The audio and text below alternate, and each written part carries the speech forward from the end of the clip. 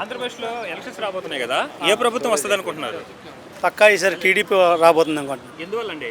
ఎందువల్లంటే నాది కూడా ఏపీనే, వచ్చి 3 years అవుతుంది.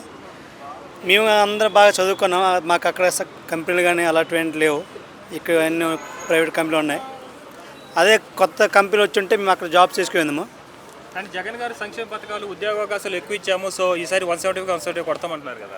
ఎవరు వేస్తారు? అవే ఉంటే మరి ఇక్కడ దాకా ఎందుకు వస్తాం మేము? అక్కడే ఉన్నాం కదా, ప్రైవేట్ కంపెనీలు వస్తే అలా గవర్నమెంట్ జాబ్లు ఇస్తే అక్కడ చేసుకుందాం కదా. అవి లేకే కదా తెలంగాణకి రావాల్సి వచ్చింది.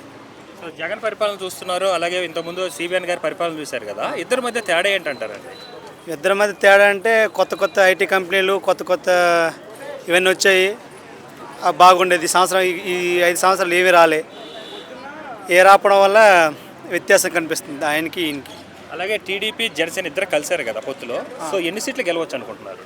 పక్కాగా చంద్రబాబు నాయుడు అయితే సీఎం, పవన్ కళ్యాణ్ గారు అయితే అధికారంలో ఉంటారు.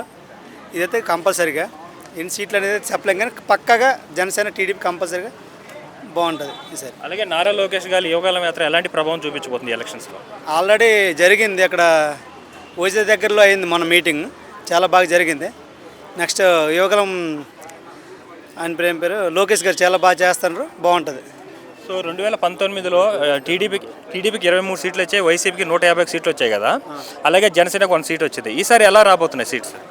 గతసారి తడబడ్డారు, ఈసారి అలాగే ఉన్నది, పక్కాగా ఉంటుంది ఈసారి. ఎలాంటి అభివృద్ధి చూడాలనుకుంటున్నారు కానీ? ఈసారి చంద్రబాబు వస్తే బాగుపడతాం, కంపెనీలు వస్తే ఉద్యోగాల అవకాశాలు ఉంటాయి, అన్ని రకాలుగా బాగుంటుంది నా ఆలోచన. సో 1 wordలో నెక్స్ట్ ఏపీకి నెక్స్ట్ సీఎం ఎవరు అనుకుంటున్నారు?